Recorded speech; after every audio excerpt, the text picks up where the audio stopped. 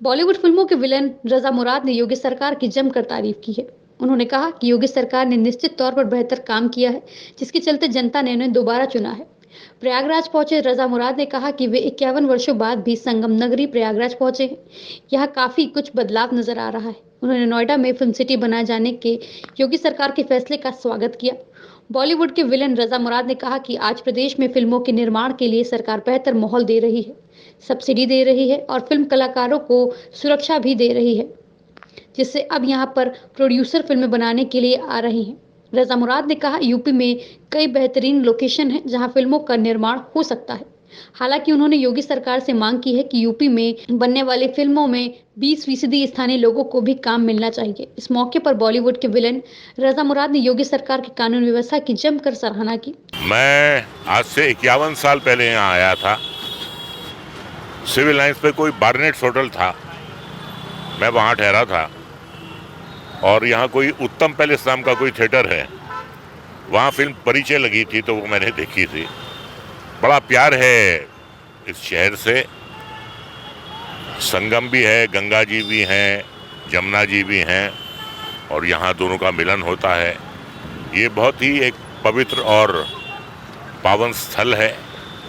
और क्योंकि मेरा ताल्लुक़ उत्तर प्रदेश से है, मैं रामपुर का वासी हूँ और रामपुर से ही मैंने प्राइमरी एजुकेशन हासिल की, तो इलाहाबाद आता रहता हूँ जब भी कोई मौका होता है और एक अच्छी तब्दीली देख रहा हूँ यहाँ पे।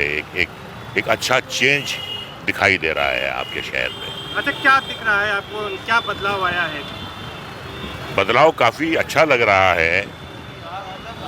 बड़ी बड़ी इमारतें जो पहले नहीं थीं अब दिखाई दे रही हैं। सड़कें चौड़ी हो गई हैं, गाड़ियाँ ज़्यादा हो गई हैं और सबसे अच्छी बात यह है कि बॉम्बे से कनेक्टिविटी हो गई है एयरपोर्ट के थ्रू। तो ये पहले नहीं था। जब भी हमें आना होता था तो हम वाराणसी उतरते थे और 120 किलोमीटर हमें आना पड़ता था, लेकिन आज ये सुविधा है कि मुंबई टू प्रयागराज जो है वो डायरेक्ट कनेक्टिविटी हो गई।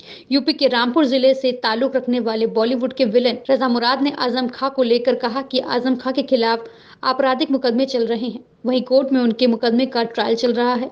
उन्होंने कहा है कि हमारे देश की न्याय व्यवस्था बहुत ही मजबूत है, क्योंकि कसाब जैसे आतंकी को, जिसको पूरी दुनिया ने गोली चलते हुए देखा था, उसको भी अपना पक्ष रखने का मौका दिया गया।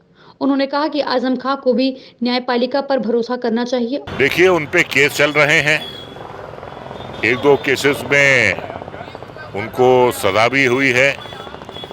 देखिए, वो यहाँ के नागरिक हैं, उन्हें पूरा अधिकार है अपने आप को डिफेंड करने का, अपना बचाव करने का, और वो कर रहे हैं। और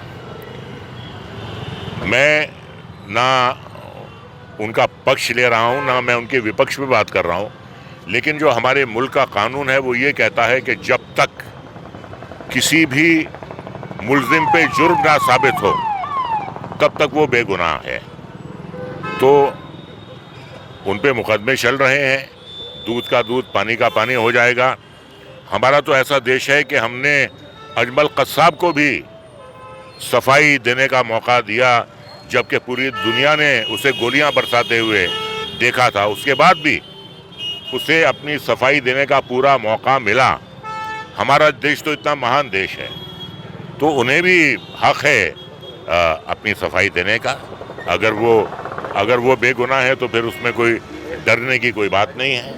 वहीं रामचरितमानस को लेकर उठे विवाद पर रजा मुराद ने कहा कि हमारे देश के संविधान ने अभिव्यक्ति की आज़ादी दे रखी है, लेकिन इसका मतलब यह नहीं कि किसी की धार्मिक भावनाओं को ठेस पहुंचाई जाए। उन्होंने कहा कि किसी भी धर्म के धार्मिक ग्रंथों को लेकर विवाद खड़ा करना कतई उचित नहीं है। देखिए, मैं ये कहूँगा कि किसी को किसी की भी धार्मिक भावनाओं को ठेस पहुंचाने का हक नहीं है।